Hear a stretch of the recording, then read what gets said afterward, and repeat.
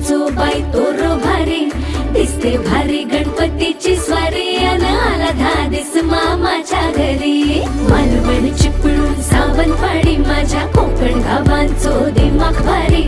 दिसते भारी गणपतीची स्वारी माझ्या कोकणा वाटे तुम्ही वलवा गाडी धमा धमान हाका गाडी माझ्या कोकणचो रस्तो